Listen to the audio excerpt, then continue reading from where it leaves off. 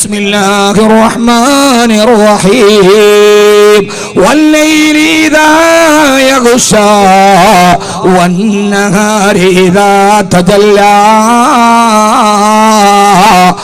വമാ ഖലഖൽ ദകറ വൽ ഉൻസാ. അല്ലാഹു സുബ്ഹാനഹു വ തആല നമ്മോട് പറയുന്നൊരു ചെറിയ സൂറത്താണിത്.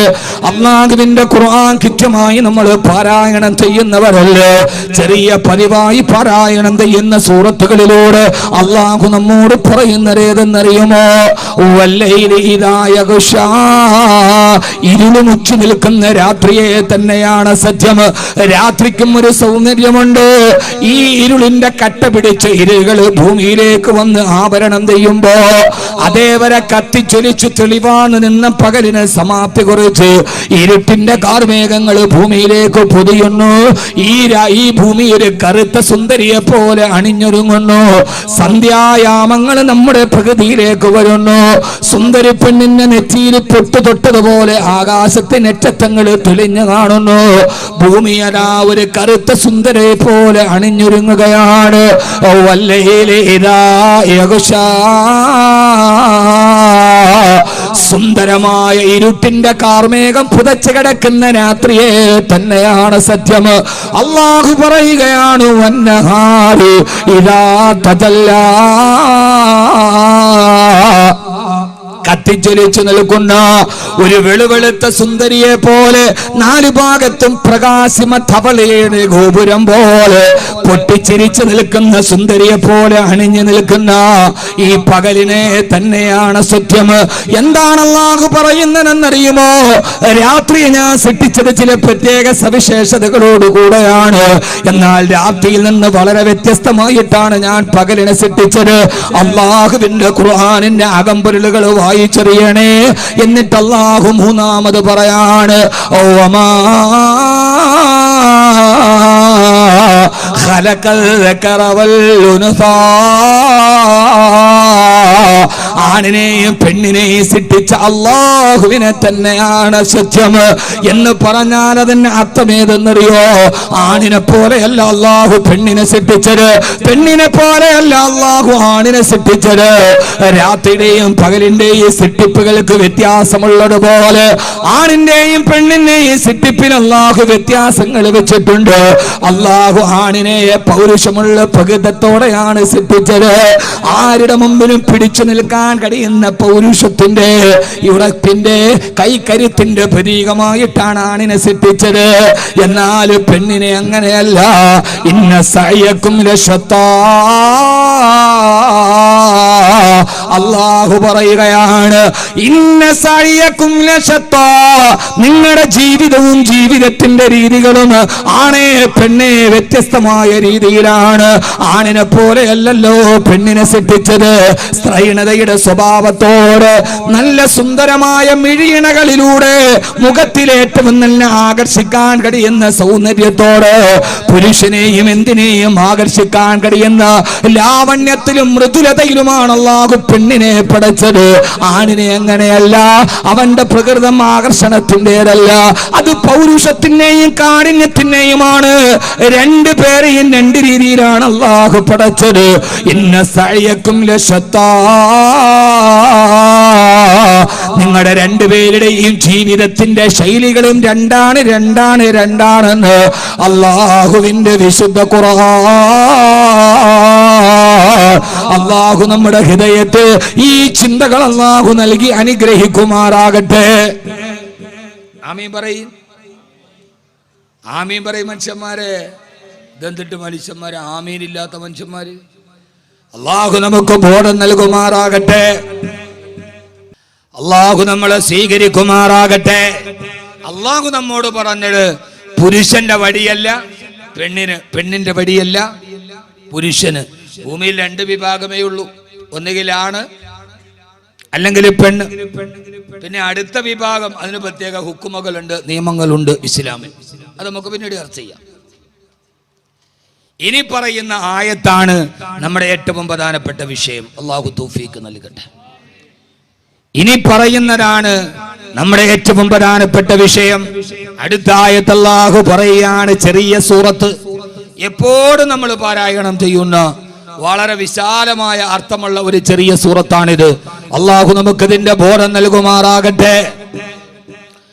അടുത്തത് അല്ലാഹു പറയുകയാണ്, ആണിനും പെണ്ണിനും ആരാണ് നല്ലവരെന്നറിയോ? ആണായി പറക്കുന്നതിലല്ല, പെണ്ണായി പറക്കുന്നതിലല്ല. ആർക്കാണ് അല്ലാഹു സുബ്ഹാനഹു വ തആല ഏറ്റവും വലിയ സൗഭാഗ്യം അല്ലാഹു നൽകുന്നത് ആർക്കെന്നറിയോ? ഫഅമ്മാ മൻ അഅതാ വത്തഖാ വസദ്ദഖ ബിൽ ഹുസ്നാ ഫസനുയസ്സിറുഹു ലിൽ യുസ്റാ. ഈ ആയത്തിലൂടെയാണ് നമ്മുടെ ഇന്നത്തെ ചർച്ച കടന്നു പോവുക. 2 മണിക്കൂർ കഴിയുമ്പോ അള്ളാഹുവിന്റെ ഖുർആനിന്റെ ഒരായത്തുകളുടെ അർത്ഥങ്ങളിലൂടെ നമുക്ക് കടന്നു പോകാമല്ലോ. അള്ളാഹുവേ, ഖുർആനിന്റെ സദസ്സുകളായി, ഖുർആന്റെ മുഹിബ്ബുകളായി, ഖുർആന്റെ ഖാദിമുകളായി ഞങ്ങളെ നീ സ്വീകരിക്കണേ അല്ലാ. ആമീൻ യാ റബ്ബൽ ആലമീൻ. അള്ളാഹു പറയുകയാണ്, എന്റെ ശബ്ദം കേൾക്കുന്ന ആണാകട്ടെ പെണ്ണാകട്ടെ,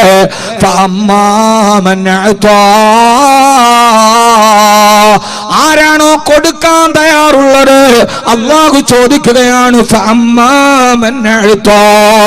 ആരാണ് കൊടുക്കാൻ തയ്യാറുള്ളത്? ആ കൊടുക്കാൻ തയ്യാറുള്ളവന് എന്താണ് കൊടുക്കേണ്ടതെന്ന് റബ്ബ് പറഞ്ഞിട്ടില്ല.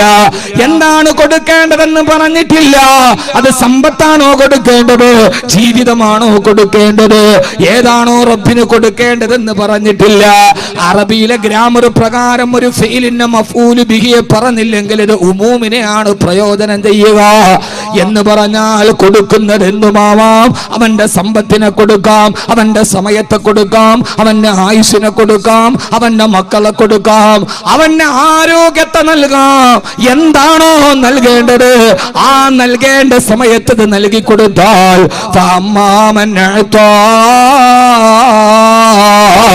അല്ലാഹുവിന് വേണ്ടി ആവശ്യമുള്ള സമയത്തേതൊക്കെ കൊടുക്കണോ? സമ്പത്ത് വേണ്ട സമയമാണോ സമ്പത്ത് കൊടുക്കണം. ശരീരം കൊടുക്കേണ്ട സമയമാണോ ശരീരം കൊടുക്കണം. സഹോദരാ, ഒരു 2ാം സ്വാതന്ത്ര്യ സമരത്തിന്റെ പോരാട്ടത്തിന്റെ വീതിയിലാണ് നമ്മൾ നിൽക്കുക. നമ്മുടെ പൂർവികന്മാര് നമുക്ക് നേടിത്തന്ന സ്വാതന്ത്ര്യത്തെ ഒരു വിഭാഗം ആളുകൾ ചോദ്യം ചെയ്യുമ്പോ, പിറന്ന നാട്ടിൽ നിന്ന് ഒളിച്ചോടണമെന്ന് ആട്ടിപ്പായിക്കുമെന്ന് പറയുമ്പോ, എന്റെ പ്രിയപ്പെട്ട സഹോദരാ, എന്റെ ക്ഷുഭിത യൗവനത്തിനോട് എനിക്ക് പറയാനുള്ളത്, എന്റെ പ്രിയപ്പെട്ട യൗവനത്തിനോട് എനിക്ക് പറയാനുള്ളത്, ആ സമയത്ത് എന്താണ് കൊടുക്കേണ്ടത്? JNU സർവകലാശാലയിലേക്ക് കടന്നു ചെന്നിട്ട് മുഖം മൂടി ധരിച്ച ആക്രമികാരികൾ അവിടുത്തെ വിദ്യാർത്ഥികളെ തകർക്കുമ്പോ, ലാത്തി കൊണ്ടെടുക്കുമ്പോ, ക്രിക്കറ്റ് ബാറ്റ് കൊണ്ട് തല പൊട്ടിപ്പുറപ്പിക്കുമ്പോ, ഇന്ത്യ രാജ്യത്ത് എന്താണ് നടക്കുന്നതെന്ന് തിരിച്ചറിയാൻ കഴിയാത്ത പോലെ ഏകാധിപത്യം അതിന്റെ ബീഭത്സമാവ രാക്ഷസഭാവത്തോടെ പെരുമാറുമ്പോ, ജവഹർലാൽ നെഹ്റു യൂണിവേഴ്സിറ്റി, ആ നെഹ്റുവിന്റെ പേരിനോട് പോലും ഇവർക്ക് വല്ലാത്ത അടങ്ങാത്ത പകയാണ്. JNUവിൽ പിടിച്ച 100 കണക്കിന് ആളുകളാണ് ഇന്ത്യ രാജ്യത്തിന് സ്ഥിരോത്സാഹം നൽകിയത്. ആ സർവകലാശാലയിൽ എത്രയെത്ര നേതാക്കന്മാര് പഠിച്ച സർവകലാശാല, എത്രയെത്ര രാഷ്ട്രീയ വിചക്ഷണന്മാരെ സംഭാവന ചെയ്ത പഠനശാല. ആ JNUവിലെ കാമ്പസിലേക്ക് പഠിക്കാൻ പോയ വിദ്യാർത്ഥികളെ തലതള്ളിപ്പൊളിക്കുന്ന അധികാരത്തിന്റെ ആസുരഭാവങ്ങളോട് സമരസപ്പെടാൻ ആ വിദ്യാർത്ഥികളെ തയ്യാറാവാതെ നിൽക്കുമ്പോ, മതത്തിന്റെ പേരിൽ തന്റെ സമുദായത്തെ തെറിച്ചു പുറത്താക്കിയിട്ട് ഭവന സന്ദർശനത്തിന് പോയ ഇന്ത്യ രാജ്യത്തിന്റെ ആഭ്യന്തര മന്ത്രിയോട് ആയിരക്കണക്കിന് അനുയായികളുടെ നടുവിൽ വീടിന്റെ മട്ടുപ്പാവിൽ എഴുന്നേറ്റ് നിന്ന് ഗോബാക്ക് വിളിക്കാൻ കഴിഞ്ഞ സഹോദര സമുദായത്തിലെ 2 പെൺകുട്ടികളെ ലോകത്തോട് പറഞ്ഞത്, കൊടുക്കേണ്ട സമയത്ത് കൊടുക്കേണ്ടത് കൊടുക്കണം, സമ്പത്ത് കൊടുക്കേണ്ട സമയത്ത് സമ്പത്ത് കൊടുക്കണം. അഭിമാനമാണ് വലുതെങ്കിൽ ആ സമയത്ത് അഭിമാന ബോധത്തോടെ എഴുന്നേറ്റ് നിന്ന് പറയണം, ഇല്ല, ഇതിനോട് ഞങ്ങൾ രാജിയാവില്ല.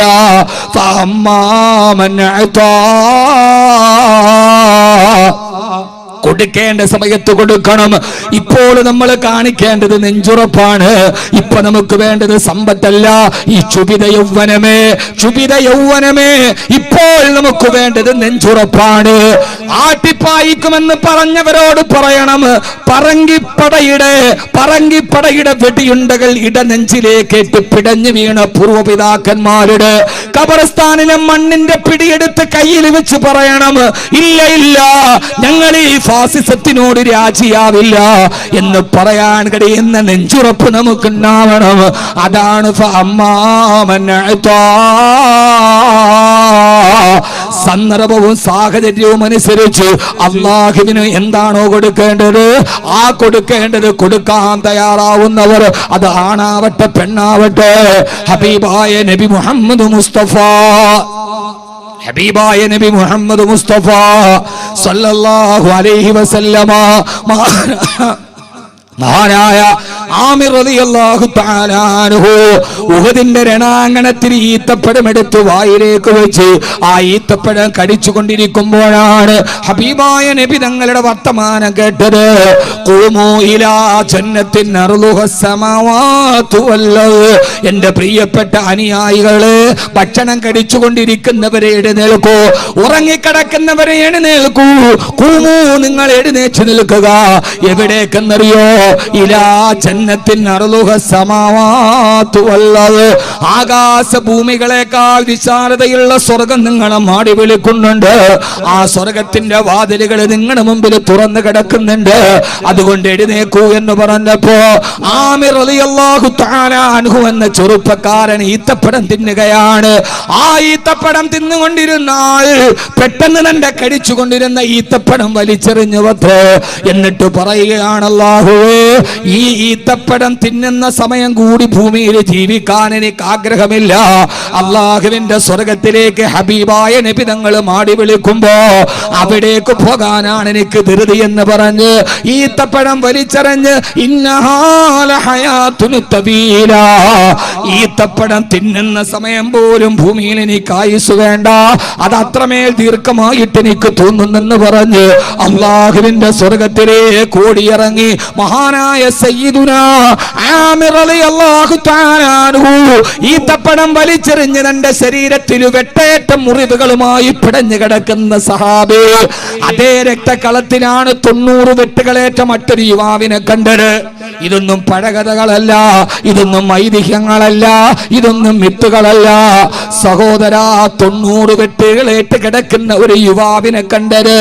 ആ വെട്ടുകളേറ്റ് ചിതറിപ്പോയ ശരീരം സഹാബത്തുകൾ താങ്ങിയെടുത്ത് സഹാബത്തുകൾ കൊണ്ടുപോകുമ്പോ ഹബീബായ നബി തങ്ങൾ പറഞ്ഞു, വേണ്ട സഹാബാ,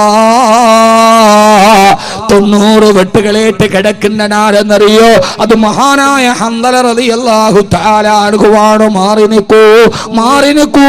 90 വെട്ടുകളേറ്റ ആ പ്രിയപ്പെട്ട ചെറുപ്പക്കാരന് മലക്കുകൾ കുളിപ്പിച്ചു കൊണ്ടിരിക്കുകയാണ്. നിങ്ങളും എല്ലാം ഒന്ന് മാറി നിൽക്കണേ. എവിടെയാണ് നടക്കുന്നത്? ലൈലത്തുൽ ഖദറിന്റെ രാവിലല്ല, പള്ളിയുടെ മിഹ്റാബിന്റെ ചുവട്ടിലല്ല, രക്തംപുരന്റെ രക്തക്കളത്തിൽ, യുദ്ധക്കളത്തിൽ, പൊടിപാറിയ യുദ്ധക്കളത്തില് മുട്ടേറ്റ് കിടക്കുന്ന സഹാബിയെ കണ്ടപ്പോ മാറി നിൽക്കണേ. മലക്കുകൾ കുളിപ്പിച്ചു കൊണ്ടിരിക്കുകയാണ്. സഹാബത്തിന്റെ മറുചോദ്യം വന്നു, തിരുദൂതരെ, രക്തസാക്ഷിയെ കുളിപ്പിക്കാൻ കഴിയില്ലല്ലോ, രക്തസാക്ഷിക്ക് കുളി നിർബന്ധമില്ലല്ലോ, പിന്നെന്തിനാണ് മയ്യത്ത് കുളിപ്പിക്കുന്നതെന്ന് ചോദിക്കവേ എന്നെ കേൾക്കുന്ന യുവാക്കളോട് പറയാനൊരു കഥയുണ്ട്. ഹബീബായ നബി സല്ലല്ലാഹു അലൈഹി വസല്ലം പറഞ്ഞത്, എന്റെ പ്രിയപ്പെട്ട സ്വഹാബാ, ഈ 90 വെട്ടുകളേറ്റിട്ട് കിടക്കുന്ന ഹംദല വന്നത് എവിടെ നിന്നറിയുമോ? ആ ഹംദല മണിയറയിൽ നിന്നാണ് വന്നത്. ഇന്നലെ രാത്രിയിൽ തന്റെ ഭാര്യയോടൊത്ത് കിടപ്പറയിൽ കിടക്കുമ്പോ ആ സമയത്താണ് ഉഹദിന്റെ വിളി കേട്ടത്, സ്വർഗത്തിലേക്കുള്ള വിളി കേട്ടത്. അശുദ്ധിയിൽ നിന്ന് കുളിക്കാൻ പോലും സമയം കിട്ടാറ് ഊരിപ്പിടിച്ച വാളുമായി കുതിരപ്പുറത്ത് ചാടി വന്നനാണ്. എന്റെ ഹംദലയെ അശുദ്ധിയിൽ നിന്ന് മലക്കുകൾ കുളിപ്പിക്കുകയാണ്.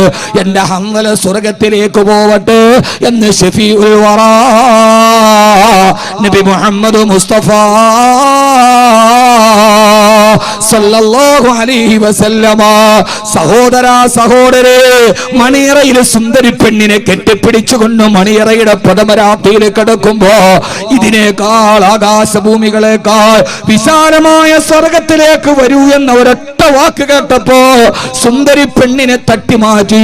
ഇതിനേക്കാൾ വലിയ മണിയറ എനിക്ക് സ്വർഗത്തിലാണ്, ഇതിനേക്കാൾ വലിയ മണവാട്ടി എനിക്ക് സ്വർഗത്തിലാണ്, ഇതിനേക്കാൾ വലിയ പട്ടുമത്ത എനിക്ക് സ്വർഗത്തിലാണ്, ഇതിനേക്കാൾ വലിയ സ്വർണ്ണക്കെട്ടിൽ എനിക്ക് സ്വർഗത്തിലാണെന്ന് പറഞ്ഞ് പടപ്പറമ്പിലേക്ക് ചാടിയിറങ്ങിയ മഹാനായ സയ്യിദുനാ ഹൻളല റളിയല്ലാഹു തആല അൻഹു ഒന്നുകൂടി തടിച്ചുകൂടിയ ഈ പ്രിയപ്പെട്ട സഹോദരിമാരോട് പറയട്ടെ, എന്നെ വിസ്മയിപ്പിച്ചത് ഹൻളല റളിയല്ലാഹു അൻഹു അല്ല, എന്നെ വിസ്മയിപ്പിച്ചത് കല്യാണത്തിന് മധുവിധുരാത്രിയിൽ പ്രഥമരാത്രിയിൽ കട്ടിൽ കിടക്കുമ്പോ മൗനാനുരാഗത്തിന്റെ സമഞ്ജസ മേഖലകളിലോട്ട് കടന്നു പോകുന്ന നേരം ഒരു പെണ്ണിന്റെ ജീവിതത്തിലെ ഏറ്റവും വലിയ ആഗ്രഹത്തിന്റെ പൂർത്തീകരണത്തിന്റെ പ്രഥമ മണിയറ യാത്രയിൽ ചാടി എഴുന്നേറ്റ് പെണ്ണെ ഉടവാളെടുക്ക്, പടച്ചട്ടയെടുക്ക്, ഹബീബായ നബി തങ്ങളുടെ വിളി വന്നു എന്ന് പറഞ്ഞപ്പോ ആ സമയത്ത് കണ്ണീരില്ല, പോകണ്ണ എന്ന തടസ്സവാദമില്ല. തന്റെ ഭർത്താവിന് പടച്ചട്ടയെടുത്ത് കയ്യിൽ വെച്ചിട്ട് അള്ളാന്റെ ഹബീബിന്റെ വിളിക്കുത്തരം നൽകിക്കോളൂ, ഇസ്ലാമിന്റെ അവസ്ഥക്ക് പരിഹാരം കണ്ടുകൊള്ളൂ എന്ന് പറഞ്ഞ് മണിയറയുടെ രാത്രിയിൽ പടച്ചട്ടയെടുത്ത് കയ്യിൽ പിടിച്ച് പൂമാലകളോട് വിട പറഞ്ഞിട്ട് തന്റെ ഭർത്താവിനെ മണിയറയിൽ നിന്ന് യാത്രയാക്കിയ മഹദിയായ സൗദത്തു ഹൻളല റളിയല്ലാഹു തആല അൻഹുവിന്റെ ഭാര്യയില്ലേ, ആ ഭാര്യ ഇവിടെയാണ് ഞാൻ പറഞ്ഞത്. ആണിന്റെ ജോലി വ്യത്യസ്തമാണ്, പെണ്ണിന്റെ ജോലി വ്യത്യസ്തമാണ്. പടപ്പറമ്പിലേക്ക് പരിശുദ്ധ ദീനിന്റെ നിലനിൽപ്പിന് വേണ്ടി പോയ ഭർത്താവിനെ കണ്ണുനീരില്ലാതെ യാത്രയാക്കിയ പെണ്ണെ,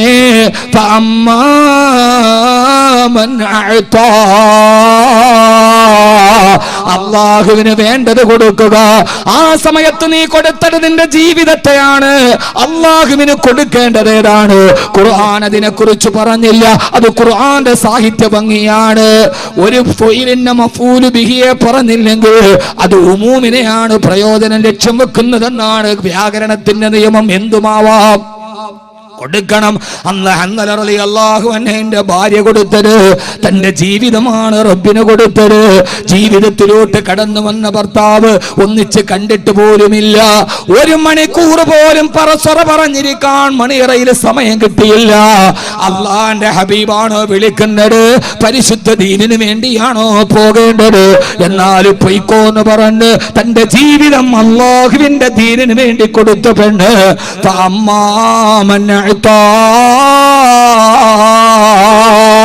കൊടുക്കേണ്ടത് സാഹചര്യത്തിനനുസരിച്ച് കൊടുക്കണം.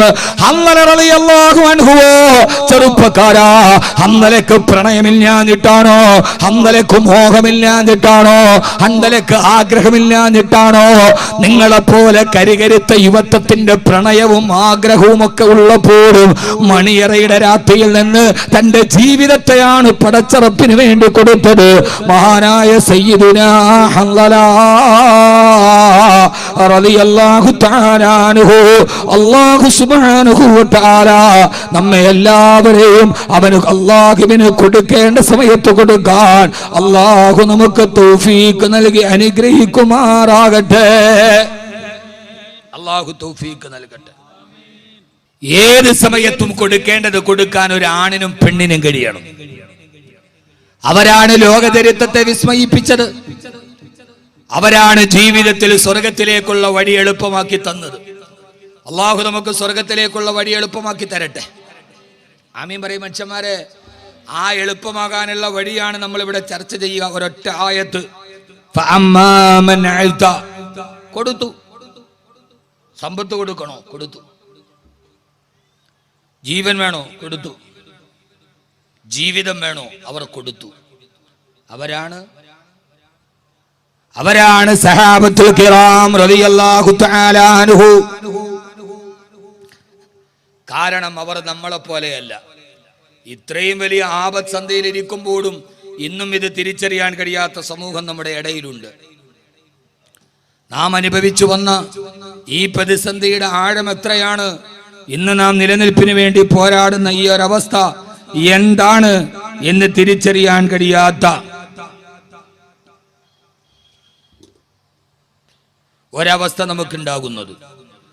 അല്ലാഹു സുബ്ഹാനഹു വ തആല നമ്മെ എല്ലാവരെയും അവന്റെ നല്ല ദാസന്മാരിൽ ഉൾപ്പെടുത്തി അനുഗ്രഹിക്കുമാറാകട്ടെ. റബ്ബ് സുബ്ഹാനഹു വ തആല എല്ലാവിധ പ്രയാസങ്ങളും അല്ലാഹു മാറ്റി തരുമാറാകട്ടെ. എൻ്റെ പ്രിയപ്പെട്ട സഹോദരങ്ങളെ, സഹോദരിമാരെ, വീണ്ടും അല്ലാഹു പറയുകയാണ്, കൊടുക്കേണ്ടതെല്ലാം കൊടുത്തു. എന്നിട്ടോ ഫഅമ്മാമൻ അഅതാ വത്തഖാ വസദ്ദഖ ബിൽ ഹുസ്നാ, എല്ലാ നന്മകൾക്കും നാളെ പരലോകത്ത് പ്രതിഫലമുണ്ടെന്നവർ ഉറപ്പിക്കുകയും ചെയ്തു. ഞാൻ ഈ ദുനിയാവിലേത് നന്മകൾ ചെയ്താലും എത്ര വലിയ ധർമ്മങ്ങൾ ചെയ്താലും അതിനെല്ലാം എനിക്ക് പ്രതിഫലം കിട്ടാനൊരു ലോകമുണ്ട്, അത് പരലോകമാണ്. ഞാൻ ഏത് നന്മ ചെയ്താലും അതിന്റെ പ്രതിഫലം ഈ ഭൂലോകത്തല്ല, അത് കിട്ടുന്നൊരു പരലോകത്താണെന്നവർ ഉറപ്പിക്കുകയും ചെയ്താൽ വസദ്ദഖ ബിൽ ഹുസ്നാ, ഏത് നന്മകൾക്കും അല്ലാഹു നൽകുന്ന പ്രതിഫലത്തിന്റെ ഒരു പരലോകമുണ്ട്. സഹോദര സഹോദരി, ആ ഒരു ധാരണയെ നാം തിരുത്തണം. ചില ആളുകൾ പറയാറുണ്ട്, ഞാൻ എത്രമേൽ സദഖ ചെയ്തു, എന്റെ സ്വർണമെത്ര ഞാൻ ദീനിന് ദാനം ചെയ്തു, എന്റെ ഭൂമിയെത്ര ഞാൻ പള്ളിക്ക് കൊടുത്തു, എത്ര പാവങ്ങളെ ഞാൻ സഹായിച്ചു, എന്നിട്ടും അല്ലാഹു എനിക്കതിന്റെ പ്രതിഫലം എന്റെ കച്ചവടത്തിൽ തന്നില്ലല്ലോ, എന്റെ ബിസിനസ്സുകൾ വീണ്ടും വീണ്ടും തകർച്ചയിലാണല്ലോ, എന്റെ പരീക്ഷണങ്ങൾ എന്നിലേക്ക് വരികയാണല്ലോ. ഇല്ല ഇല്ല മുഅ്മിനേ, അങ്ങനെ ജീവിതത്തിൽ ചിന്തിക്കുകയേ ചെയ്യരുത്. ഞാനൊരു തെറ്റ് ചെയ്തിട്ടില്ലല്ലോ റബ്ബേ, ഞാൻ ഒരാളെ പറ്റിച്ചിട്ടില്ലല്ലോ റബ്ബേ, ഒരാളെ കബളിപ്പിച്ചിട്ടില്ലല്ലോ റബ്ബേ, പരമാവധി നന്മകളെ ഞാൻ എൻ്റെ ജീവിതത്തിൽ ചെയ്തിട്ടുള്ളൂ. എത്ര പേർക്ക് ഞാൻ അത്താണിയായി, എത്ര യതീമീങ്ങൾക്ക് ഞാൻ പണം കൊടുത്തു, എത്ര മദ്രസക്ക് ഞാൻ സദഖ ചെയ്തു റബ്ബേ, എത്ര ഹാഫിളീങ്ങളെ ഞാൻ സംരക്ഷിച്ചു റബ്ബേ, എന്നിട്ടും എൻ്റെ ജീവിതത്തിൽ എൻ്റെ കച്ചവടത്തിൽ അതിന്റെ ബറക്കത്തില്ലല്ലോ. എൻ്റെ പ്രിയപ്പെട്ട മുഅ്മിനേ, അങ്ങനെ ചിന്തിച്ചു പോകരുത്. അല്ലാഹുവിന്റെ സ്വർഗത്തിലേക്ക് പോകണമെങ്കിൽ ഒരു ചിന്ത വേണം. വസദ്ദഖ ബിൽ ഹുസ്നാ, ഏത് നന്മ ഞാൻ ചെയ്താലും ആ നന്മക്ക് പ്രതിഫലം കിട്ടുന്നത് നാളെ ആഖിറത്തിലാണ്. ബിസ്മില്ലാഹിർ റഹ്മാനിർ റഹീം. ഫമൻ ثقلت موازينه فأما من ثقلت موازينه فهو في عيشة راضية فمن يعمل مثقال ذرة خيرا يره. എന്നെ കേൾക്കുന്ന സജ്ജനങ്ങളോടാണ് പറയുന്നത്, ഫമൻ യഅമൽ മിസ്കാല ദർറ, ആരെങ്കിലും ഒരു ഗോതമ്പിന്റെ അണുമണി തൂക്കം നന്മ ചെയ്താൽ, ഖൈറ, അവൻ ആരെങ്കിലും ഒരു നന്മ ചെയ്താൽ യറഹു, അതിനെ കാണുക തന്നെ ചെയ്യുമെന്ന് അല്ലാഹുവിന്റെ വിശുദ്ധ ഖുർആൻ. അല്ലാഹു സുബ്ഹാനഹു വ തആല അതുകൊണ്ടാണ് പറഞ്ഞത്. നിങ്ങൾ എന്നെ ശ്രദ്ധിക്കണണ്ട.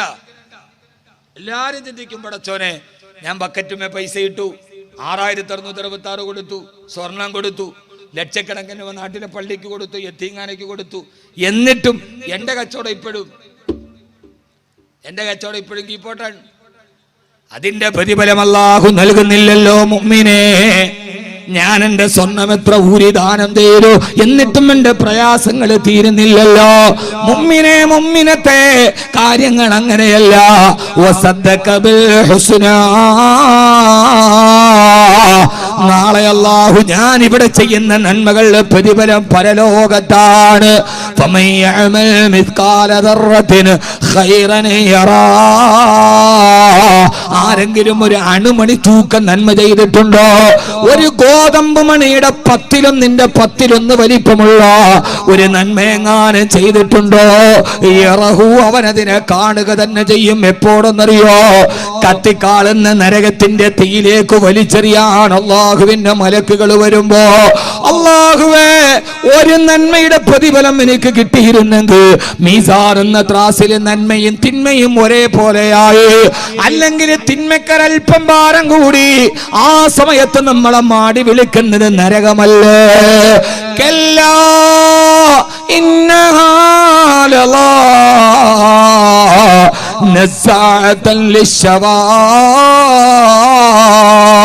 കത്തിക്കാളുന്ന നരകത്തിന്റെ പാമ്പുകളും തേളുകളും മാടി വിളിച്ച് ആ നരകത്തിലേക്ക് വലിച്ചെറിയാൻ പോകുമ്പോ ആ സമയത്ത് നമ്മൾ ചിന്തിച്ചു പോകും, അല്ലാഹുവേ അല്ലാഹുവേ അല്ലാഹുവേ. കത്തിക്കാളുന്ന നരകത്തിലേക്ക് പോവുകയാണ്. മാലിക്കെന്ന മലക്ക് നരകത്തിന്റെ മുമ്പിൽ കാത്തു നിൽക്കുകയാണ്. അപ്പോഴും മാലിക്കിനോട് പറയും, മാലിക്കേ, അല്ലാഹു സുബ്ഹാനഹു വ തആല കാരുണ്യവാനാണല്ലോ. നരകത്തിന്റെ അവസാനത്തെ ചവിട്ടുപടിയിലേക്ക് ചവിട്ടുന്നതിന് മുമ്പ് നരകത്തിലേക്ക് പോകുന്നവര് മെല്ലെ ഒന്ന് തിരിഞ്ഞു നോക്കുമത്രേ. അർശിന്റെ തമ്പുരാന്റെ അടുക്കലേക്ക് ഓരോ പ്രാവശ്യം തിരിഞ്ഞു നോക്കുമ്പോ അല്ലാഹു ചോദിക്കുമത്രേ, നരകത്തിലേക്ക് പോകുന്ന മഹാപാപി, എന്തിനാണ് നീ തിരിഞ്ഞു നോക്കുന്നതെന്ന് പറയുമ്പോ നരകത്തിലേക്ക് പോകുന്നവൻ അടുത്ത കാല് വെച്ചാൽ നരകത്തിലാണ്, അടുത്ത കാല് വെച്ചാൽ അവള് നരകത്തിലേക്കാണ്.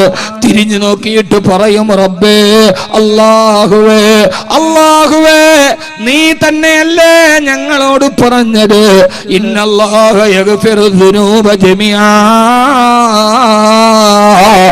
എല്ലാ പാപങ്ങളും അല്ലാഹു പുറത്തു മാപ്പാക്കി തരുമെന്ന്. അല്ലാഹുവേ, നീ ഗഫൂറാണ് റബ്ബേ, നീ റഹീമാണ് റബ്ബേ. ഈ തിരിഞ്ഞു നോട്ടത്തിലെങ്ങാനും നീ എനിക്ക് പുറത്തു തന്നാലോ എന്നോത്തിട്ടാണ് ഞാൻ തിരിഞ്ഞു നോക്കുന്നതെന്ന്. നരകവാസി അവസാനത്തെ പ്രതീക്ഷയും കൈവിടില്ല. അല്ലാഹു നമ്മളെ കാക്കട്ടെ. ആമീൻ പറയീൻ. അടുത്ത കാല് വെച്ചാല് നരകത്തിലേക്കാണ്. ആ സമയത്ത് നരകവാസി നരകം ഉറപ്പിക്കുമ്പോഴും അവൻ അവസാനത്തെ പിടിവള്ളി ഉപേക്ഷിക്കില്ല. അള്ളാഹുവിനോട് ദയനീയമായി തിരിഞ്ഞു നോക്കുമ്പോ ആ സമയത്താണ് സഹോദരാ ഒരു നന്മയുടെ പ്രതിഫലം നാം അറിയുന്നത്. നാം ഒരിക്കലും വലുതായി കാണാത്ത ഒരു നന്മ. നമ്മുടെ കയ്യിൽ 500ന്റെ കുറെ നോട്ടുകളുണ്ട്, കുറച്ച് ചില്ലറ പൈസ നമ്മുടെ പോക്കറ്റിൽ കനം തൂങ്ങി കിടക്കുന്നുണ്ട്. അപ്പോഴാണ് വഹലിന്റെ ബക്കറ്റ് വന്നത്. ആ ചില്ലറ പൈസ എടുത്ത് ബക്കറ്റിലേക്ക് ഇട്ടത്. അല്ലാഹുവേ അല്ലാഹുവേ, ഒരു ഗോതമ്പ് മണിയുടെ അണുമണി തൂക്കം നന്മ ചെയ്താൽ അത് മീസാൻ എന്ന ത്രാസിൽ വരുമത്രേ. അവന്റെ നന്മയുടെ ത്രാസിന് ഭാരം കൂടുമത്രേ. ഫൗലായിക ഹുമുൽ മുഫ്ലിഹൂൻ.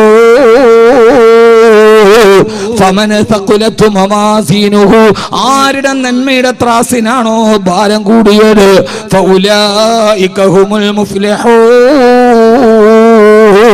അവനാണ് വിജയികളിൽ പെട്ടവൻ. ആ ഒരു സദക്കയുടെ ബറക്കത്ത് കൊണ്ട് അവൻ നേരെ സ്വർഗത്തിലേക്ക് എത്തുമെന്ന് അല്ലാഹുവിന്റെ വിശുദ്ധ ഖുർആൻ. അതുകൊണ്ട് ഏത് നന്മകൾക്കും അല്ലാഹു നാളെ പരലോകത്ത് പ്രതിഫലം തരുമെന്ന് കരുതണം. സ്വർഗത്തിലേക്കുള്ള എളുപ്പവഴി ഞാൻ പറയണത് കരുതിയ ഒന്ന്, അമ്മാമൻ അഴുത്ത, ആവശ്യമുള്ള സമയത്ത് എന്തും കൊടുക്കണം. പണമെങ്കിൽ പണം. പള്ളി പണിയാണ്, അപ്പൊ നമുക്ക് ആവശ്യം പണമാണ്, അപ്പൊ പള്ളിക്ക് പണം കൊടുക്കണം. പൗരത്വ ഭേദഗതി ബില്ല് വന്നു, നമുക്ക് വേണ്ടത് പണമല്ല, പിന്നെയോ നമ്മളെ, അപ്പൊ നമ്മളെ കൊടുക്കണം. അതുകൊണ്ടാണ് അമ്മാമൻ അഴുത്ത, എന്താ കൊടുക്കേണ്ടതെന്ന് പറയാത്തത്. സാഹചര്യത്തിനനുസരിച്ച് കൊടുക്കണം. എന്നിട്ട് കൊടുത്തിട്ടോ വസദ്ദക ബിൽ ഹുസ്ന, ഞാൻ ഈ കൊടുത്തതിന്റെ പ്രതിഫലം ഇവിടെയല്ല, നാളെ പരലോകത്ത് ഞാൻ മരിച്ചിട്ട് പോകുമ്പോ എനിക്ക് കിട്ടും എന്ന് കരുതുകയും വേണം. അങ്ങനെ കരുതിയാൽ അള്ളാഹു നൽകുന്നത് എന്താ, ഇൻഷാ അല്ലാഹ് നമുക്കത് പറയാം. അള്ളാഹു തൗഫീഖ് നൽകട്ടെ, അള്ളാഹു തൗഫീഖ് നൽകട്ടെ, അള്ളാഹു നമ്മളെ സ്വീകരിക്കുമാറാകട്ടെ. കൊടുക്കേണ്ട സമയത്ത് കൊടുക്കണം. ഏത് നന്മകൾക്കും അതിൻ്റെ പ്രതിഫലം ഉണ്ടാവും. ഇനി അതിന്റെ പ്രതിഫലമുണ്ട്. ആ പ്രതിഫലമാണ് വലിയൊരു പ്രതിഫലം. ആ പ്രതിഫലമാണ് നമ്മൾ പറയുക അല്ലാഹു സ്വീകരിക്കുമാറാകട്ടെ. അതുകൊണ്ട് റബ്ബ് ചോദിക്കുന്ന സമയത്ത് കൊടുക്കേണ്ടത് എന്നാണോ കൊടുക്കാൻ കഴിയുക, അല്ലാഹു നമുക്ക് കൊടുക്കാനുള്ള മനസ്സ് തരട്ടെ. ഈ പ്രവർത്തകർ നിങ്ങളുടെ ഇടയിലേക്ക് ഇപ്പൊ ഒരു ബക്കറ്റുമായിട്ട് വരും. ഇപ്പൊ കൊടുക്കേണ്ടത് എന്താണോ അത് കൊടുക്കണം. എന്റെ പ്രിയപ്പെട്ട സഹോദരങ്ങളോട് ഞാൻ പറയാ, ഇത്രയും നേരം ഇവിടെ ഒരുമിച്ച് കൂടിയിട്ട് ഒരായത്ത് പഠിച്ചിട്ട് നമുക്ക് പോകാം. അള്ളാഹുവിന്റെ ദീനിന് ആവശ്യമുള്ളപ്പോ എന്താണ് ഉള്ളത്, ആവശ്യമുള്ള സമയത്തത് കൊടുക്കാൻ ഓരോ ആണും പെണ്ണും തയ്യാറായാൽ, സഹോദരിമാരെ നിങ്ങൾക്കറിയുമല്ലോ, മദീനയിലെ ഏറ്റവും സുന്ദരിയായ പെണ്ണായിരുന്നല്ലോ മഹദിയായ ഉമ്മു സുലൈം റളിയല്ലാഹു അൻഹാ. ഉമ്മു സുലൈമിനെ കല്യാണം ആലോചിച്ചിട്ട് നൂറുകണക്കിന് ചെറുപ്പക്കാർ വരുമ്പോ അവരോടൊക്കെ ഉമ്മു സുലൈം വാക്കു കൊടുത്തിട്ടില്ലല്ലോ. അറിയണം നിങ്ങൾ, ഉമ്മു സുലൈമിന് ജീവിതത്വം കൊണ്ട് ലോകത്തെ ചരിത്രം പകർത്തിയ ഉമ്മു സുലൈമിന് ബാക്കവി ഞങ്ങൾക്ക് അല്ലാഹു സൗന്ദര്യം തന്നില്ലേ? ആ സൗന്ദര്യം മറ്റൊരാളെ കാണാനുള്ളതല്ലേ? എന്തിനാണ് തലമറക്കുന്നത്? എന്തിനാണ് മുസ്ലിമായി ജീവിക്കുന്നത്? ഫെമിനിസത്തിന്റെ വാക്കുകൾ കേട്ട്, കേരളത്തിൽ വളർന്നു വരുന്ന യുക്തിവാദത്തിന്റെ വാക്കുകൾ കേട്ട്, ഇസ്ലാമിന്റെ വേലിക്കെട്ടുകളെ വലിച്ചെറിഞ്ഞ് സൗന്ദര്യം ആസ്വദിക്കാനുള്ളതാണെന്ന് കരുതുന്ന പെണ്ണെ, നിനക്കറിയുമോ ഉമ്മു സുലൈമിന് മക്കയിലെ അതീവ സുന്ദരിയാണ്, അതീവ സുന്ദരിയാണ് ഉമ്മു സുലൈം. എല്ലാവരും കല്യാണം ആലോചിച്ചു വരുമ്പോ ആ ആലോചനയുടെ ഇടയിലാണ് സുന്ദരനായ അബൂ തൽഹ കല്യാണം ആലോചിച്ചു വരുന്നത്. അബൂ തൽഹ പറഞ്ഞതെന്നറിയോ? ഉമ്മു സുലൈം, നിനക്ക് എന്നെ കല്യാണം കഴിക്കാൻ കഴിയുമോ? ഉമ്മു സുലൈം ചോദിച്ചു, എത്രയാണ് മഹർ എനിക്ക് തരുന്നത്? ഇസ്ലാമിലും പെണ്ണിനും മഹറാണ് കൊടുക്കേണ്ടത്. സ്ത്രീധനം ഇസ്ലാമിന് കൊടുക്കേണ്ട നിർബന്ധ ബാധ്യതയല്ല. പെണ്ണിന്റെ വാപ്പായോട് കണക്ക് പറഞ്ഞു വാങ്ങിക്കുന്ന പൈസ അത് കല്യാണത്തിന്റെ മാനദണ്ഡമല്ല. പുതിയാപ്ല ചോദിക്കുന്നതെല്ലാം വാരിക്കോരി കൊടുക്കാൻ, പുതിയാപ്ലയുടെ വീട്ടുകാരുടെ പകിട്ടിനോടൊപ്പം എത്താൻ പാവപ്പെട്ട വാപ്പ പലിശക്ക് പൈസ എടുത്ത് ലോൺ എടുത്ത് മക്കളെ കെട്ടിക്കുമ്പോ ആർഭാട വിവാഹങ്ങൾ തുടർക്കഥയാകുന്ന സമൂഹത്തില് എല്ലാവരെയും പോലെ ആർഭാടം നടത്താൻ പലിശക്കെടുക്കുന്ന വാപ്പ, ലോണിനെടുക്കുന്ന വാപ്പ. ഇപ്പോഴും ഒരു സഹോദരി എന്നോട് പറഞ്ഞു, ഉസ്താദേ വീട് ലോണിനാണ്, എന്നെ കല്യാണം കഴിച്ചു വിടാൻ വാപ്പയെടുത്തതാണ്. ചെറുപ്പക്കാരാ, പെണ്ണിന്റെ വാപ്പയെ നിർബന്ധിക്കരുത്. ആ പെണ്ണിന്റെ വാപ്പയോട് പൈസ കണക്ക് പറഞ്ഞു വാങ്ങിക്കരുത്. നിങ്ങളുടെ മകളെ എനിക്ക് കല്യാണം കഴിച്ചു തന്നാലും മതി, ഞാൻ അവൾക്ക് മഹർ കൊടുത്തുകൊള്ളാം എന്നാണത്തത്തോടെ പറയണേ. ഉമ്മു സുലൈം ചോദിച്ചു, എന്റെ മഹർ എത്രയാണ്? അബൂ തൽഹ പറഞ്ഞ മറുപടി, 20-100 ഒട്ടകത്തിന് മുകളിൽ കയറ്റിക്കൊണ്ടു പോകാൻ കഴിയുന്ന സ്വർണ്ണാഭരണങ്ങൾ നിനക്ക് തരാം ഉമ്മു സുലൈം.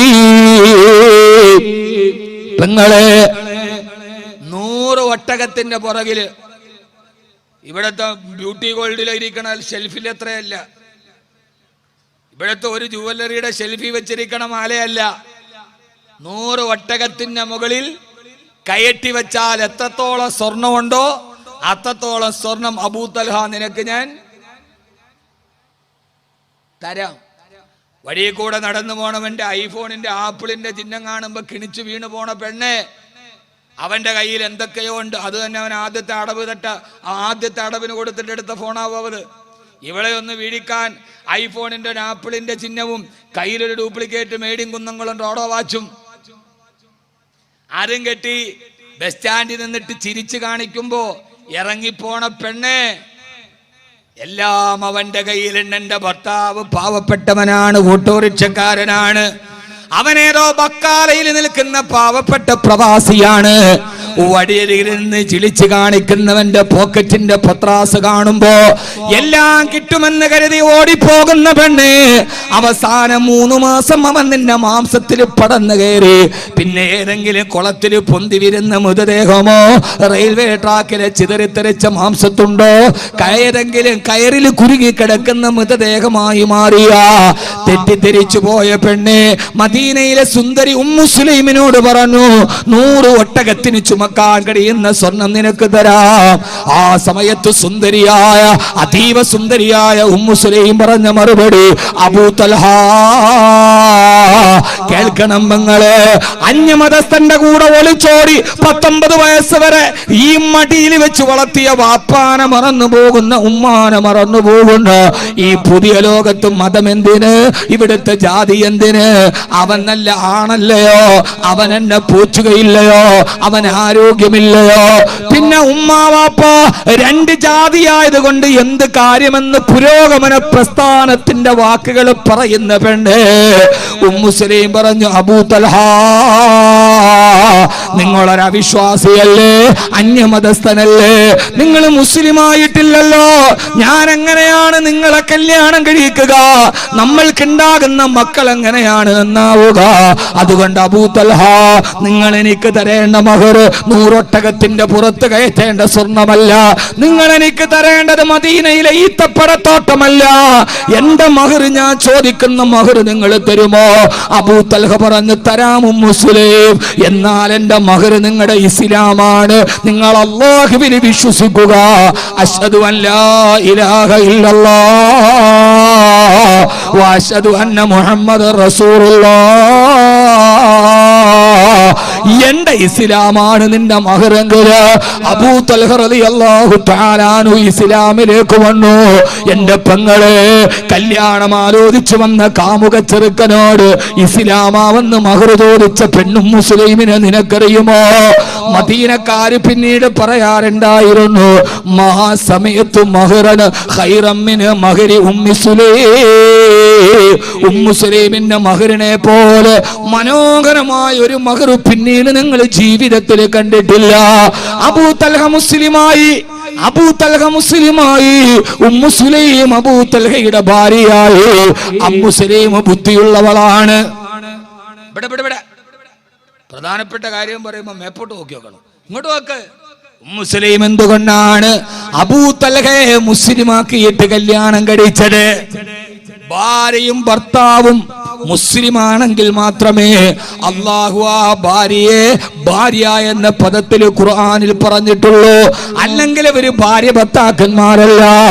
കാനത്ത് ഇംറഅത്തു ഫിർഔൻ, ആസിയ ബീവിയെ കുറിച്ച് അല്ലാഹു പറഞ്ഞത് ഇംറഅത്തു ഫിർഔൻ, ഫിർഔനിന്റെ പെണ്ണെന്നാണ് പറഞ്ഞത്. കാരണം ഫറോവ മുസ്ലിമാണ്, ആസിയ ബീവി മുസ്ലിമാണ്. രണ്ടുപേരും മുസ്ലിമാണെങ്കിലേ സൗജ് ഭാര്യ എന്ന് പറയൂ. മനസ്സിലായ? ഫറോവ അമുസ്ലിമാണ്, അവിശ്വാസിയാണ്. ആസിയ ബീവി വിശ്വാസിയാണ്. ഇനിയിപ്പോ അവനിപ്പോ മുസ്ലിം അല്ലെങ്കിൽ എന്താ കാര്യം? നല്ല മസിലുണ്ട്, എന്നെ പറ്റാനുള്ള പവറുണ്ട്. ഇപ്പൊ അവന് ജാതി മാറിയെന്നല്ലേ ഉള്ളൂ. എടി പെണ്ണെ, ഭാര്യയും ഭർത്താവും ആവൂലെന്ന് അള്ളാഹുവിന്റെ ഖുർആൻ നോക്ക്. ഇതെങ്കിലും ഒന്ന് കൽബി കേട്ട് അള്ളാഹുവിന്റെ ഖുർആൻ നോക്ക്. പണ്ടൊക്കെ ഭർത്താവ് ഭാര്യയും മക്കളെ ഉപേക്ഷിച്ചിട്ട് ഒളിച്ചോടി വേറെ പെണ്ണ് കെട്ടും പണ്ടൊക്കെ. എന്നിട്ട് ഭാര്യ മക്കളെയും നോക്കി കൂലിപ്പണിയെടുത്ത് കുടുംബം പോച്ചു. അങ്ങനെയാണ്. ഭർത്താവ് 4 പിള്ളേരാകും, 2 പിള്ളേരാകുമ്പോൾ ഭർത്താവ് എന്തെയും തടിയപ്പും. പിന്നെ ആ പാവപ്പെട്ട പെണ്ണ് കരിങ്കല്ല് ചുമന്ന് മണ്ണ് ചുമന്ന് കഷ്ടപ്പെട്ട് ആ മക്കളെ വളർത്തും. അതാണ് പണ്ടത്തെ കഥ. ഞാനൊക്കെ അതിൻ്റെ ഇരയാണ്. അത് പോട്ട്. പിന്നെ അള്ളാഹു നമ്മുടെ ഉമ്മമാർക്ക് ആഫിയത്തും ആരോഗ്യവും കൊടുക്കട്ടെ. ചിലപ്പോൾ ജനിച്ചിട്ട് ഭൂമിയിലോട്ട് വീണുമ്പം വാപ്പാന്ന് പറഞ്ഞ ആളുടെ മുഖം കാണാൻ പറ്റൂല. വയറ്റിലാകുമ്പോഴേ വാപ്പ പോയിട്ടുണ്ടാവും.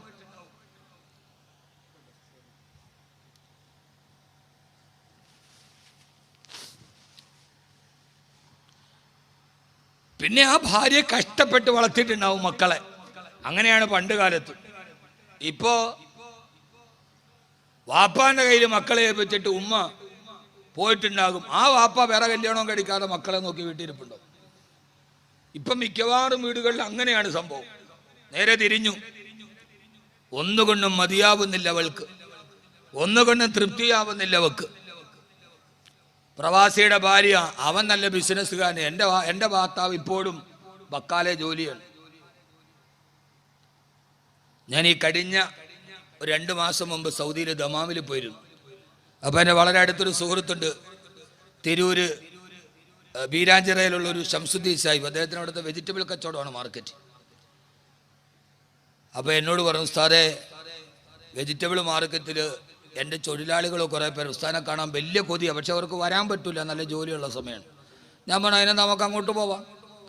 ഞാൻ കാറിൽ കയറി വെജിറ്റബിൾ മാർക്കറ്റിൽ പോയി. എന്നെക്കുറിച്ച് ആളുകൾ പറയണം അങ്ങനെയൊന്നുമല്ല കേട്ടോ, അത് വേറെ കാര്യം. അതിരിക്കട്ടെ, അത് നല്ലതാണ്. ഞാൻ കാറിൽ കയറിയ വെജിറ്റബിൾ മാർക്കറ്റിൽ പോയി. സത്യത്തിൽ പറഞ്ഞാൽ വല്ലാഹി കരഞ്ഞു പോയി കണ്ടപ്പോൾ. അവരിവിടുത്തെ ഗൾഫുകാരാണ്. പൊടി പുരണ്ട് ഈ വെജിറ്റബിൾ തക്കാളിപ്പെട്ടിയൊക്കെ തലയിലെടുത്ത് 3-4 പെട്ടിയെടുത്ത് ലോറിയുടെ മുകളിലോട്ട് മിശ്രിയുടെ മുകളിൽ കൊണ്ട് കയറ്റി അവരെ കണ്ടാൽ ഇവിടുത്തെ ബംഗാളികൾ അതിനേക്കാളും വൃത്തിയായിട്ട് നിൽക്കുക. ഒരാൾ ഞാൻ നോക്കിയപ്പോൾ സവാളച്ചാക്ക് കയറ്റിയാണ്, ഭയങ്കര ദുർഗന്ധം. എൻ്റെ അടുക്കലൊന്ന് കുറേ നേരം നിന്നിട്ട് ഞാൻ അവരുടെ അടുക്കലേ പോയി കൈ കൊടുത്തു. കുറേ കഴിഞ്ഞപ്പോൾ എന്നോട് ഉസ്താദേ ഞാനൊന്ന് തൊട്ടോട്ടെ കയ്യിൽ, അയാളെ ശരീരം മുഴുവൻ അഴുക്കാണ്. എൻ്റെ കൽബ് പൊടിഞ്ഞു പോയി. ഞാൻ കൈയിട്ട് അയാളെ തോളിക്കൂടെ പിടിച്ച് ഇങ്ങനെ ചേർത്ത് വെച്ചിട്ട് പറഞ്ഞു, ധൈര്യമായിട്ട് നിങ്ങൾ എടുത്തോട്ട് വന്നോളി. യഥാർത്ഥത്തിൽ അവരാണ്, അവരുടെ ഭാര്യമാരാണ് ഇവൻ ഒന്നിനും കൊള്ളാത്തവെന്ന് പറഞ്ഞ് ഇവിടെ കൊള്ളുന്നവനെ കണ്ടുപിടിച്ചു പോയത്. അവൻ 3 മാസം ലോഡ്ജിൽ കൊണ്ടുപോയിട്ട് അവൻ്റെ കാര്യവും കഴിഞ്ഞ് സ്വർണ്ണം ഊരി പിന്നെ വീണ്ടും പള്ളിപ്പടി വന്നു ഇപ്പുണ്ടവൾ.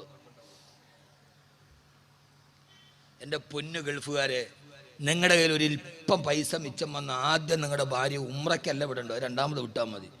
ആദ്യം ഒരു വിസിറ്റിംഗ് വിസ എടുത്ത് നിങ്ങൾ താമസിക്കുന്ന റൂം, നിങ്ങൾ ജോലി ചെയ്യുന്ന സ്ഥലം, ഇതൊക്കെ കൊണ്ടുപോയി കാണിച്ചിട്ട് ഭാര്യയോടും മക്കളോടും പറഞ്ഞു ഇവിടെ നിന്നാണ് നിനക്ക് ഞാൻ ഈ മാസാമാസം പൈസ അയച്ചു തരണം. 2ാമത് ഉംറയ്ക്ക് വിട്ടാൽ മതി. നിങ്ങൾ അവിടെ പോയി കണ്ടാൽ ഒരൊറ്റ പെണ്ണും ഒരു പ്രവാസിയുടെ ഭാര്യ പോവില്ല. കഷ്ടമാണ് അവരുടെ കാര്യം. അവരിവിടെ വരുമ്പോൾ നല്ല അത്തറിൻ്റെ മണമുള്ള ഗൾഫുകാരനാണ്. അതുകൊണ്ട് ഈ ന്യായം അങ്ങ് വിടണം. അവന് ജാതിയല്ലേ മുസ്ലിം അല്ലാതല്ലേ ഉള്ളൂ. അള്ളാഹു പറഞ്ഞിട്ടില്ല ആസിയ ബീവിയെ പറഞ്ഞത് ഇംറഅത്തു ഫിർഔൻ, അത് ഫിർഔനിന്റെ പെണ്ണെന്നാണ് പറഞ്ഞത്. കാരണം ഫറോവ അമുസ്ലിമാണ്. മഹാനായ നൂഹ് നബി അലൈഹിസ്സലാത്തു വസ്സലാമിന്റെ ഭാര്യയെ പറഞ്ഞത് നൂഹ് നബിയുടെ പെണ്ണ് എന്നാണ്. നൂഹ് നബി മുസ്ലിമാണ്, പക്ഷേ ഭാര്യ അവിശ്വാസിയാണ്. ഭർത്താവും ഭാര്യയും മുസ്ലിമാണെങ്കിൽ മാത്രമേ അല്ലാഹു സുബ്ഹാനഹു വ തആല അവരെ ഭാര്യ ഭർത്താക്കന്മാരായി ഖുർആൻ പരിഗണിച്ചിട്ടുള്ളൂ. അല്ലാതെ അവർക്കും മക്കളുണ്ടായാൽ പോലും ആ മക്കൾ പോലും വ്യഭിചാരത്തിനുണ്ടായതാണെന്ന് അല്ലാഹുവിന്റെ വിശുദ്ധമായ ഖുർആൻ പറഞ്ഞിട്ടുണ്ട്. അതുകൊണ്ട് സഹോദരാ സഹോദരി, ഉമ്മു സുലൈം റളിയല്ലാഹു തആല അൻഹു അബൂ തൽഹയോട് പറഞ്ഞത് നീ മുസ്ലിമാവണ്. അബൂ തൽഹ റളിയല്ലാഹു അൻഹു മുസ്ലിമായി. അവർക്കൊരു മകനും ഉണ്ടായി. ആ മകനാണ് മഹാനായ സയ്യിദുനാ അനസ് റളിയല്ലാഹു അൻഹു. ഇനി ചെയ്യേണ്ടത് വസദ്ദക ബിൽ ഹുസ്നാ, എപ്പോഴും നല്ലത് ചെയ്യണം. ആ നന്മയ്ക്ക് പ്രതിഫലമുണ്ടെന്നറിയണം. ഹന്തക്ക് യുദ്ധം നടക്കാൻ പോവുകയാണ്. ഞാൻ ഈ സഹോദരിമാരോട് പറയുന്നത് ഇന്ത്യയിലെ പ്രത്യേകമായ കാലാവസ്ഥ പരിഗണിച്ചിട്ടാണ് മുസ്ലിം പെണ്ണ്, മുസ്ലിം ഉമ്മത്തെ പുനർവിചിന്തനത്തിന് തയ്യാറാവണം. ഹന്തക്ക് യുദ്ധം എന്ന് പറഞ്ഞാൽ കിസ്റയും കൈസറും പേർഷ്യയും റോമയും മക്കക്കാരും ഒരേപോലെ ഹബീബായ നബി തങ്ങളെ കൊല്ലാൻ ഒരുമിച്ച് കൂടെ യുദ്ധമാണ് അഹ്സാബ് യുദ്ധം.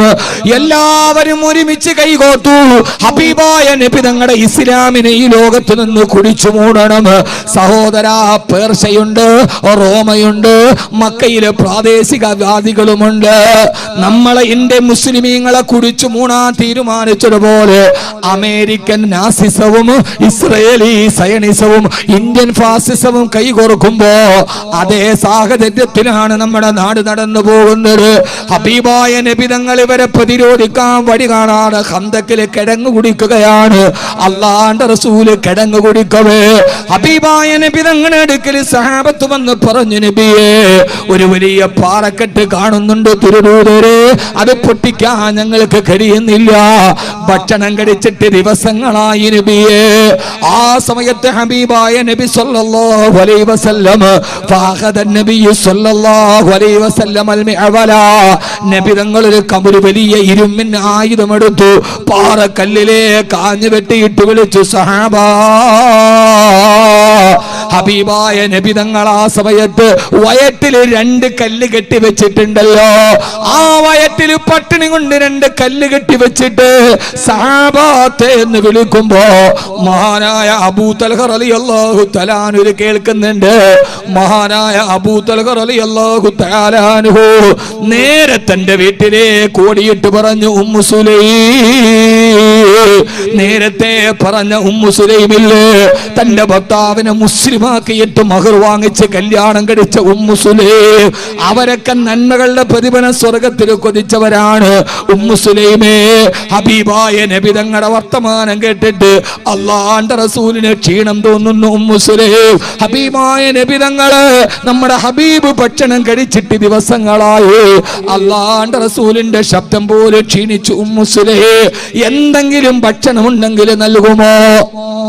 മഹദിയായ ഉമ്മു സുലൈം പറഞ്ഞ മറുപടി, പ്രിയപ്പെട്ട ഭർത്താവേ, ആ സമയത്ത് പരാതികളില്ല, പരിഭവങ്ങളില്ല.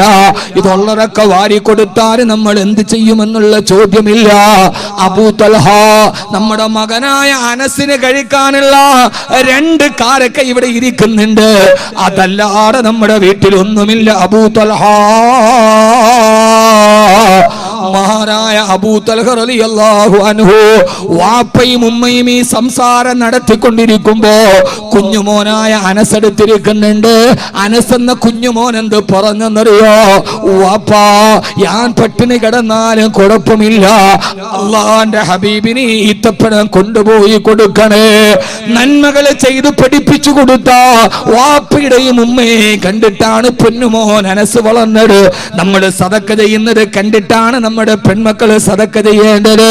നമ്മുടെ വീടുകളിൽ നമ്മൾ സദക്ക ചെയ്യുമ്പോ പരമാവധി നമ്മുടെ മക്കളെ കൊണ്ട് കൊടുപ്പിക്കണം. എന്തിനെന്നറിയോ? ഞാൻ എപ്പോഴും എൻ്റെ വീട്ടിൽ പറയാറുണ്ട് ഭാര്യയോട്, എന്തെങ്കിലും വീട്ടിൽ ആളുകൾ വരുമ്പോ കൊടുക്കുമ്പോ അത് മക്കളുണ്ടെങ്കിൽ അവരെ കൊണ്ട് കൊടുപ്പിക്കണേ. അത് ചെറുപ്പത്തിലെ അവരെ പരിശീലിപ്പിക്കണം. എൻ്റെ വീട്ടുപടിക്കൽ വന്ന ഒരാളെയും എൻ്റെ വാപ്പ നിരാശരാക്കി വിട്ടിട്ടില്ല. എൻ്റെ വീട്ടിൽ പടിക്കൽ വന്ന ഒരാളെയും വെറും കയ്യോടെ എൻ്റെ ഉമ്മ പറഞ്ഞു വിട്ടിട്ടില്ല. നമ്മുടെ മക്കളെ കൊണ്ട് നമ്മളത് പഠിപ്പിച്ചു കൊടുക്കണം. അനസ് റളിയല്ലാഹു അൻഹു പറഞ്ഞു, ഉപ്പാ ഉമ്മ വിഷമിക്കണ്ട, ഞാൻ പട്ടിണിയാണെങ്കിലും നമ്മുടെ ഹബീബ് പട്ടിണി കിടക്കല്ല ഉമ്മ. അല്ലാഹു നമുക്കിതുപോലെയുള്ള മക്കളെ തരട്ടെ. ആമീൻ പറയീൻ.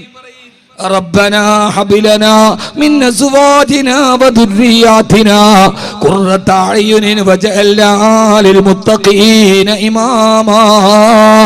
അല്ലാഹുവേ, ഖുർആനിൽ പ്രാർത്ഥന പഠിപ്പിക്കുന്നുണ്ടല്ലോ, അല്ലാഹുവേ, എൻ്റെ ഭാര്യയെയും എൻ്റെ മക്കളെയും എൻ്റെ കണ്ണിന് കുളിർമ നൽകുന്ന മക്കളാക്കണയല്ലോ എന്ന് മാത്രമല്ല, വജഅൽനാ ലിൽമുത്തഖീന ഇമാമാ, വാപ്പയെയും ഉമ്മയെയും മുത്തഖീങ്ങളുടെ ഇമാമാക്കണേ അല്ലാ, ഞങ്ങളെ മുത്തഖീങ്ങളുടെ ഇമാമാക്കണേ റബ്ബേ. എന്ന് പറഞ്ഞാൽ, ഇമാം എന്ന് പറഞ്ഞാൽ എന്താ? ഇമാം എന്ത് ചെയ്യുന്നു അത് കണ്ടിട്ടാണ് മഅ്മൂമ് ചെയ്യേണ്ടത്. ഇമാം റുകൂയിൽ പോയാൽ മഅ്മൂമ് റുകൂ ചെയ്യണം. ഞങ്ങളുടെ ഇമാമാക്കണേ റബ്ബേ. വാപ്പയും ഉമ്മയും ഇമാമാകണം. അവരെന്ത് ചെയ്യുന്നു അത് കണ്ടിട്ട് മക്കളത് കണ്ടുപിടിക്കണം. വാപ്പയും ഉമ്മയും കൂടി മകന് കൊടുക്കേണ്ട 2 ഈത്തപ്പഴത്തിന്റെ കഥ പറഞ്ഞ് തർക്കിക്കുമ്പോ പൊന്നുമോൻ അനസ് പറഞ്ഞു, വേണ്ട ഉപ്പാ, ഇത് ഹബീബിന് കൊടുക്കുപ്പോ. ആ 2 ഈത്തപ്പഴവും കയ്യിൽ പിടിച്ച് അബൂ തൽഹ റളിയല്ലാഹു അൻഹു ഓടി വന്ന്, നബിയേ, അങ്ങയുടെ ശബ്ദം പോലും ക്ഷീണിച്ചല്ലോ നബിയേ. ഏതാണ്ട് 600ഓളം വരുന്ന സഹാബത്ത് കുഴി കുടിക്കുന്നുണ്ടപ്പോൾ എന്റെ വീട്ടിൽ ഇതല്ലാതെ 2 കാരക്കയല്ലാതെ മറ്റൊന്നും എന്റെ വീട്ടിലില്ല തിരുദൂതരെ.